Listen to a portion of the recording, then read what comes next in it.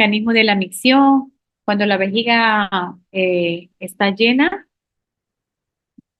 de orina, entonces llegan unos receptores de estiramiento que envían señales aferentes al centro continuo de la micción, allá arriba a nivel central, y que bajo el control cortical, y si es el momento oportuno, pues le manda unas señales eferentes para relajar el músculo pubococcígeo y entonces se contrae la vejiga, se relaja el músculo pubococcígeo y se da la micción. Eso es el mecanismo normal, ¿ok? Entonces, aquí intervienen el sistema simpático, parasimpático y somático. Entonces, dice que en el sistema simpático está relacionado con los centros motores simpáticos T10 a L2, actúa es el nervio hipogástrico y hay unas fibras postganglionares en vejiga y lo que van a ocasionar es que el detrusor, que es el músculo de la vejiga, se relaje y el esfínter interno se contrae. Entonces, al contraerse, no sale orina y se relaja, se comienza a llenar la vejiga, ¿cierto? En el parasimpático está el centro de la micción S2, S4. Entonces, aquí lo que tenemos son los nervios pélvicos preganglionares y las células ganglionares en la pared vesical. Aquí lo que va a hacer es que el músculo de la vejiga, que se llama detrusor, se contrae. Entonces, al contraerse, le dice al esfínter uretral, al esfínter de la uretra, que se relaje para que se pueda salir la orina. ¿Listo? Pero también hay un centro somático desde las asas anteriores S2 a S4 a través del nervio pudendo y lo que va a haber es una contracción del músculo inferior estriado y del esfínter uretral y los músculos del piso pélvico. Todos estos confluyen o todos estos aquí están interrelacionados para que se pueda dar el mecanismo del llenado y del vaciado. ¿Listo? Lo mismo, ¿no? Aquí tenemos al sistema simpático donde se relaja este músculo liso, este músculo, perdón, detrusor y se contrae acá. Al relajarse, entonces la vejiga puede empezar a llenarse porque acá está contraído, está cerrado. En el sistema parasimpático se contrae ya este detrusor, hace fuerza, empuja y lo que hace es que se relaje el esfínter uretral interno y entonces uno puede hacer el mecanismo de la micción. Y este es el sistema nervioso somático donde hay contracción del esfínter uretral externo, contracciones del músculo del suelo pélvico que contribuyen o ayudan para que no haya ese escape de orina, ¿no? El acto voluntario y fisiológico de la micción, tenemos al sistema nervioso, que es el que regula dinámica y funcionalmente la micción. Tenemos la vejiga con sus propiedades vesicoelásticas. Recuerden que este se puede distender o no a través del músculo liso, el colágeno y la elastina. Y la unidad vesicuretral, todos estos están relacionados para el mecanismo fisiológico de la micción. Existen factores de riesgo para la incontinencia urinaria de esfuerzo, como la edad, la multiparidad, la raza blanca, la historia familiar, partos, sobre todo partos instrumentados, las cirugías pélvicas, por ejemplo, una histerectomía o cirugías de prolapso de órganos pélvicos. Recordemos que una histerectomía me quita ese anillo pericervical que era que le daba la suspensión a la vagina y entonces ya ahí por ende hay una estructura que no me está sosteniendo todas las direcciones de las fuerzas y entonces me puede provocar mayor riesgos, no todas las pacientes, pero mayor riesgos o probabilidad de tener incontinencia urinaria de esfuerzo. La obesidad es un factor de riesgo importante porque hay mucha obesidad. El tabaquismo, porque me puede ocasionar incluso pacientes que tengan EPOC. Entonces, al haber un aumento intraabdominal constante me van a ocasionar daños a nivel del suelo pélvico y por ende incontinencia urinaria, enfermedades neurológicas, trabajos físicos, las personas que hacen cargas, ¿no? Muy pesadas, entonces eso puede generar también como factor de riesgo la ingesta de cafeína, el estreñimiento crónico y ciertos fármacos me pueden ayudar a que tenga más incontinencia que la paciente que no tenga estos factores de riesgo. Los tipos de incontinencia, tenemos la incontinencia reversible, la de rebosamiento, la mixta, la de urgencia y la de esfuerzo, que es la que estamos viendo. En la de esfuerzo podemos hablar de una hipermovilidad de la uretra al estar hipermóvil, cuando la paciente tose, ríe o estornuda, que es el esfuerzo físico, entonces hay un escape de orina, o cuando hay un déficit intrínseco propio de la uretra, ¿sí? Entonces, los tipos de incontinencia, tenemos la incontinencia urinaria de esfuerzo y aquí tenemos dos Causa la hipermovilidad de la uretra y el déficit intrínseco de la uretra. En la incontinencia urinaria de esfuerzo se presenta más o menos entre el 10 al 39% de los pacientes. Lo que presentan es una fuga involuntaria de orina motivada por un esfuerzo físico como toser, saltar, caminar, bajar escalones, etcétera. Y lo que provocará es un aumento de la presión intraabdominal o un aumento de la presión vesical que supera a la presión que hace la uretra. Entonces, esta es la causa. Pueden ser la hipermovilidad de la uretra o la deficiencia intrínseca de la uretra. Tenemos entonces la hipermovilidad uretral. Esta es la más frecuente, o sea, es más frecuente la hipermovilidad uretral que la deficiencia intrínseca.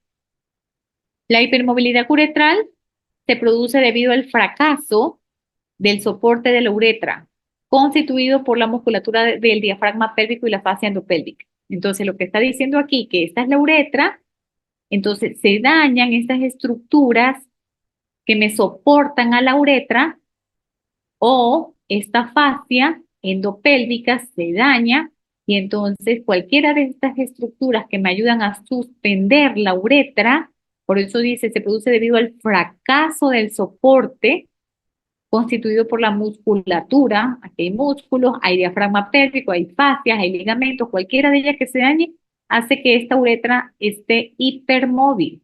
No tengo quien me la sostenga así de una forma fija, cosa que cuando la paciente tiene un aumento en la presión de aquí, de la vejiga, o un aumento de la presión intraabdominal, o hace una tos, todos aumentan las presiones aquí, esta uretra se hipermoviliza y por ende hay un escape de orina.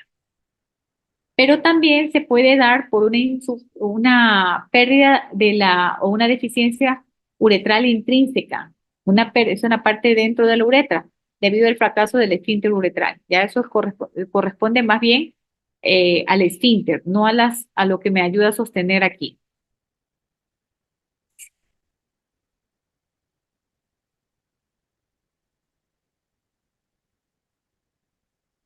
Entonces, en esta deficiencia esfinteriana del esfínter intrínseco, voy a tener un aumento de la presión vesical y la presión de la uretra se baja y entonces por ende pues hay el escape de orina. ¿Listo?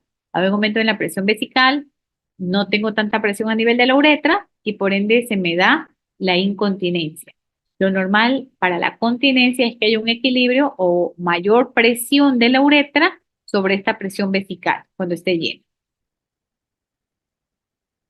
Y la hipermovilidad de la uretra se da cuando se fracasa el soporte de la uretra. Mire, se dañó aquí, no hay quien me la soporte. Entonces, por ende, esta uretra va a estar hipermóvil y cuando hay un aumento en el esfuerzo o un aumento de la presión intraabdominal, entonces esta uretra se hipermoviliza y vea cómo se escapa la orina.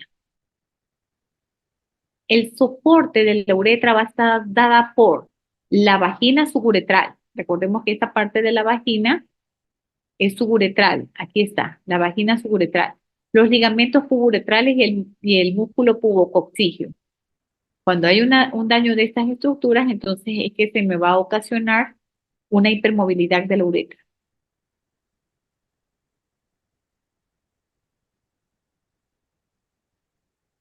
Según Bleibach, la hipermovilidad de la uretra se clasifica como una incontinencia urinaria tipo 0, 1 o 2 y cuando tengo una deficiencia intrínseca finteriana se denomina como incontinencia urinaria tipo 3. La tipo 0, la paciente tiene una historia de incontinencia urinaria, pero no se ve en el examen físico. Yo digo que se acueste, le digo que tosa, estornude o haga algo y no se va a evidenciar. La tipo 1 es con incontinencia urinaria de esfuerzo aparente, no se relaciona con prolaxo vesical o con cistocele. Con mínimos descensos del cuello vesical y de la uretra se pueden haber escapes de orina. O sea, empieza a descenderse levemente el cuello de la vejiga y la uretra.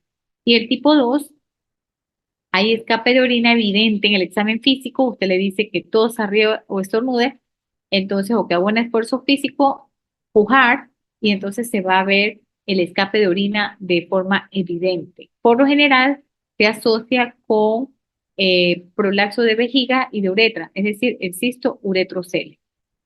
Y la deficiencia esfinteriana, que es la incontinencia tipo 3, va a haber un escape de orina con mínimos esfuerzos, es decir, que la paciente dice, doctora, yo estoy solamente caminando y se me escapa la orina, no necesito toser, que el toser es la fuerza mayor, no, solamente caminar y se me escapa la orina. Pueden haber alteraciones neurológicas, fracasos de cirugías antiincontinencia, como las causas. Existen para valorar la severidad de la incontinencia unas escalas. Por lo general nosotros no las utilizamos, se las utiliza más para hacer estudios eh, y en donde comienzan a hacer, a medir cuánto es el escape de orina, se hacen cuestionarios, sí, es como para hacer estudios en ciertas poblaciones.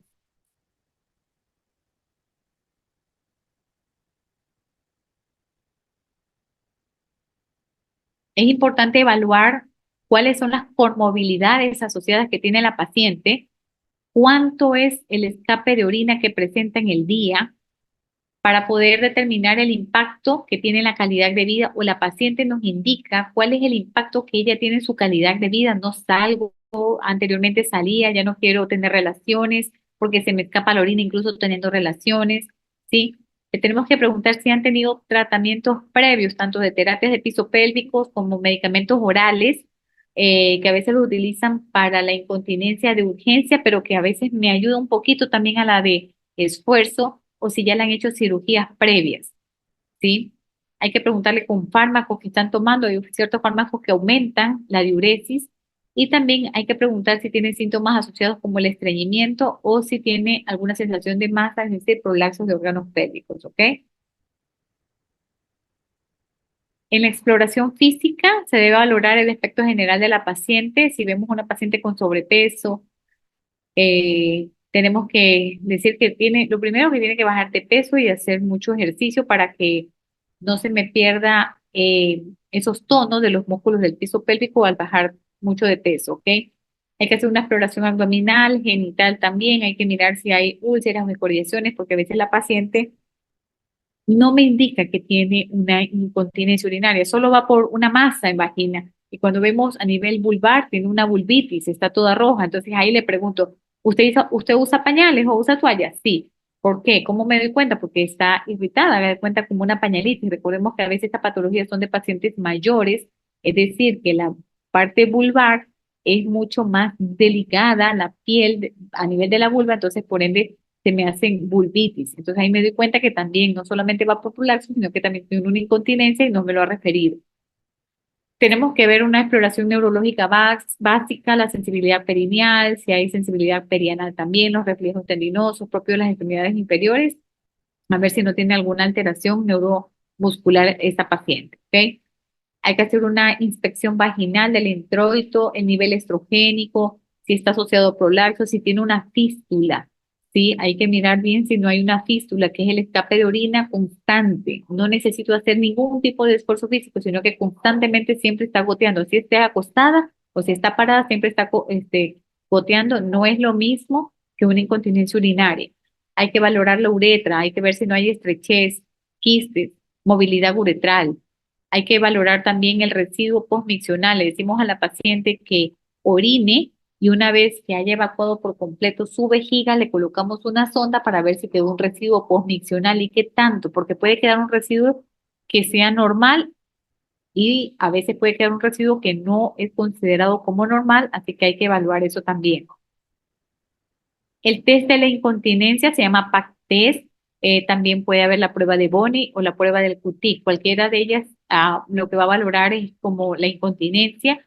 En el PAC test es como el pañal, se hace como que se pesa primero el pañal y luego se le dice a la paciente que tiene que ingerir 500 cc de líquidos, caminar, subir escaleras por unos 30 minutos, levantarse unas 10 veces, toser, correr, agacharse. Bueno, la cosa es que después de que ha hecho toda esta actividad, se le pide nuevamente pesar el pañal para ver si ha habido un escape de orina. Ese pañal se lo vuelve a pesar a la hora, ¿sí? Y entonces si pesa más de 1 gramo, se dice que sí, que hay un escape de orina, porque muchas veces la paciente lo puede decir y cuando le estamos haciendo el examen físico no lo estamos visualizando en este momento, pero el PAC test o el test del pañal nos demuestra que ha aumentado en gramos y entonces significa que hay un escape de orina. Ay.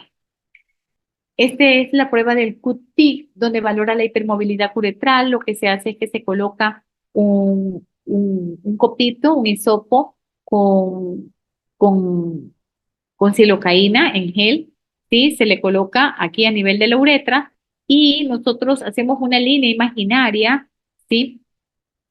Una línea imaginaria para hacer formar un ángulo más o menos de unos 30 grados.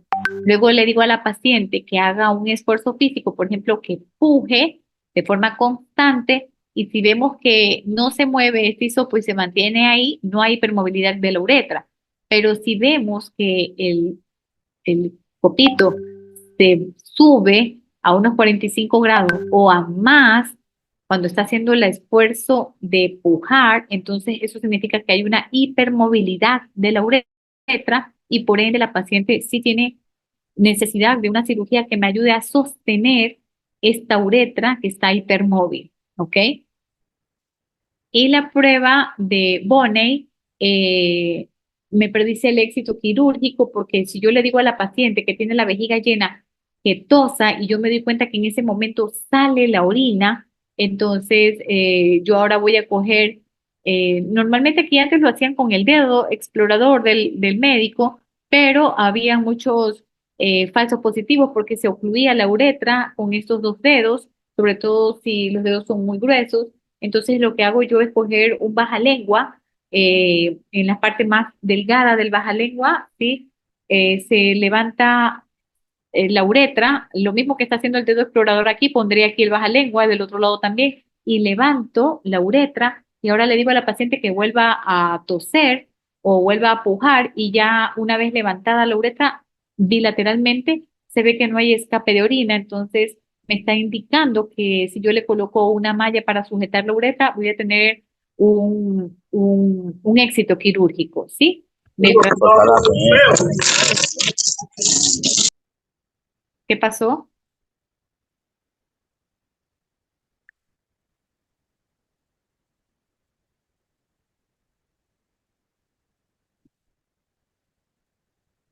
Listo. Es importante también examinar el tono de los músculos de la pelvis. Recuerde que la paciente no solamente es hacer una corrección quirúrgica, sino que también fortalecer los músculos de la pelvis. Entonces, si vemos que no hay mucho tono y que están hipotónicos, entonces le mandamos a hacer terapias de piso pélvico, ¿ok? Las ayudas diagnósticas para la incontinencia urinaria, aparte del examen físico, que es donde se puede evidenciar el escape de orina, tenemos también una cistoscopía y la urodinamia. La urodinamia la clasificamos como tipo 0, 1 o 2. Si hay un escape de orina con unas presiones mayor de 90 centímetros de agua. Y también podemos realmente aquí sería tipo 0 y 1, porque la tipo 2 es donde yo tengo un escape de orina con 60, 90 centímetros de agua y aquí yo ya puedo decir que puedo operar. En Anacá la mando a terapia de piso pélvico, aquí la puedo operar y le puedo colocar una cinta transobturadora que me ayude a sostener la uretra. Y en esta tipo 3 es cuando la paciente con poquito esfuerzo físico, mire, con una presión bien baja, se le escapa la orina entonces, casi siempre esto es por una deficiencia intrínseca de la uretra.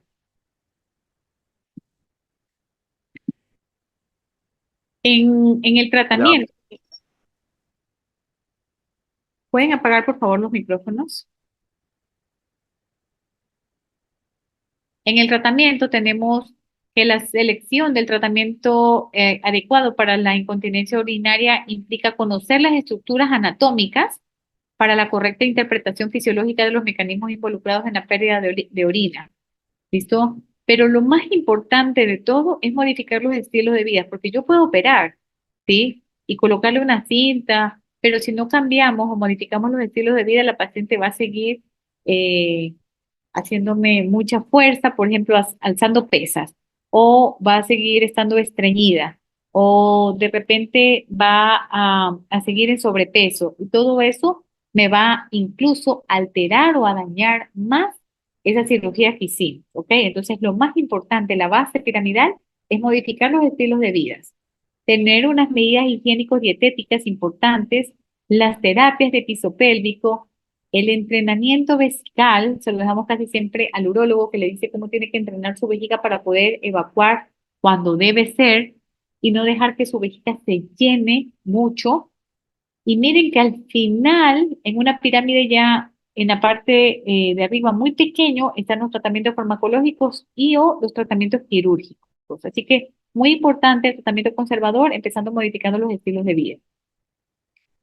Dentro de ese tratamiento quirúrgico, vamos a ver que en la línea del tiempo han habido varias cirugías para corrección de incontinencia urinaria de esfuerzo y tenemos que desde 1913 había una cirugía que se llamaba aplicatura de Kelly, se llama aplicatura de Kelly, que consistía en abrir la vagina en la parte suburetral y al abrir disectábamos bilateralmente y cogíamos un punto a cada lado eh, para tratar de hacer una aplicatura y subir la uretra, como que la subía un poquito. Y entonces ese era el tratamiento gol estándar en aquella época, pero luego se daban cuenta que las pacientes con el paso del tiempo se volvían a orinar, volvían a tener incontinencia. Entonces, en los estudios de las técnicas adecuadas apareció la colposuspensión suprapúbica y también el Bush, ¿sí? El objetivo de o estas cirugías ya no eran vaginal, porque la aplicatura de Kelly era vaginal. El Bush se consideró como el gol estándar durante muchos años, ¿sí? Y entonces lo que se hacía era una incisión a nivel abdominal, como una cesárea, la incisión así como una cesárea, pero se iba uno mucho hacia el espacio de rectus, bien abajo buscando la mucosa suburetral, o sea, buscando más bien como la parte suburetral o la parte parauretral. Entonces, cuando encontrábamos la parte vamos a ver si está acá. Aquí. Entonces, esta es la sutura de la suspensión de Bush. Miren, abríamos aquí arriba en el abdomen como una cesárea, pero nos íbamos bien acá abajo buscando la parte parauretral.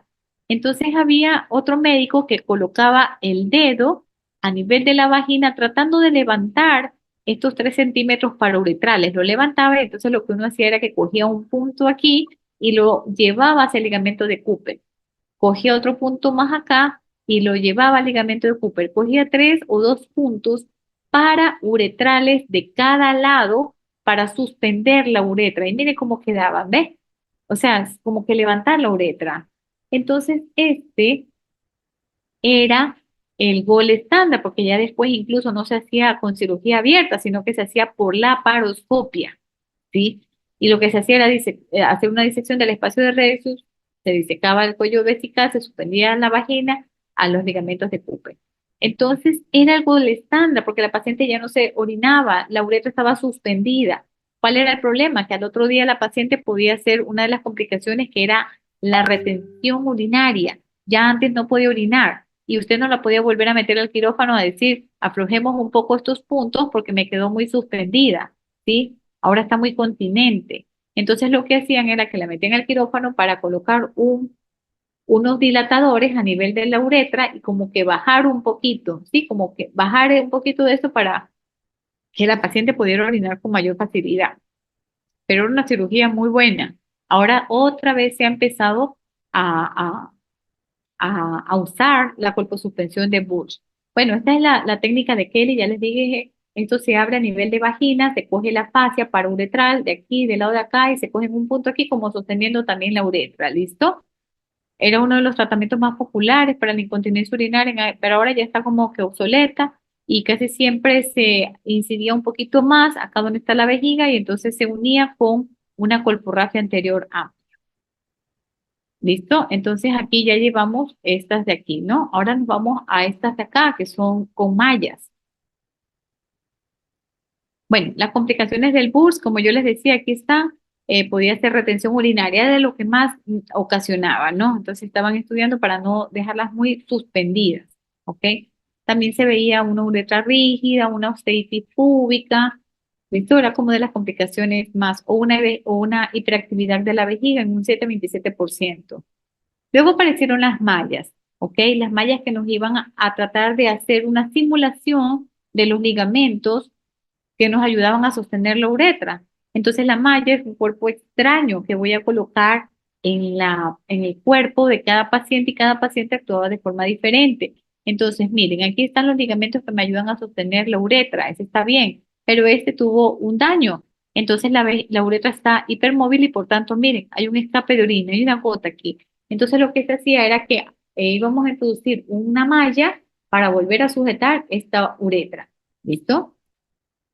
Entonces existen las técnicas retropúbica y eso se le conoce con el nombre de TBT, ¿sí?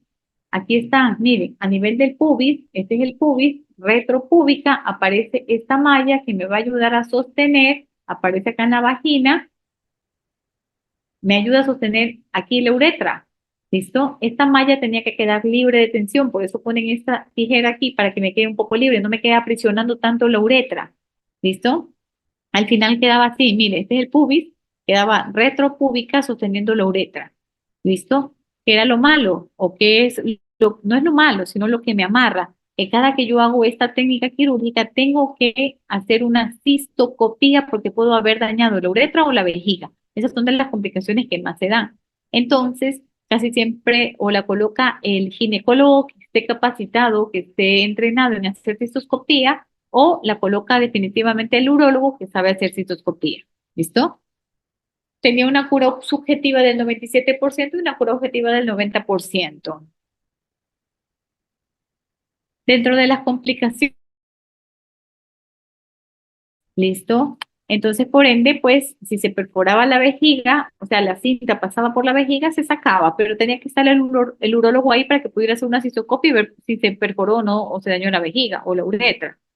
Puede haber un sangrado en 2,5%, esto era menor cantidad, hematoma pélvico en 1,9%, infección de la herida en 0,9%, liberación de la cinta también podía pasar y la paciente otra vez podía tener una incontinencia urinaria o un disconfort. La paciente decía, me duele porque recuerde que es un cuerpo extraño y cada paciente es diferente al asumir ese cuerpo extraño. O una erosión de la cinta, que esto era como un dolor de cabeza porque tocaba poner mucho estrógeno para que volviera como que el tejido de la mucosa vaginal a recuperar, a tapar más bien la malla.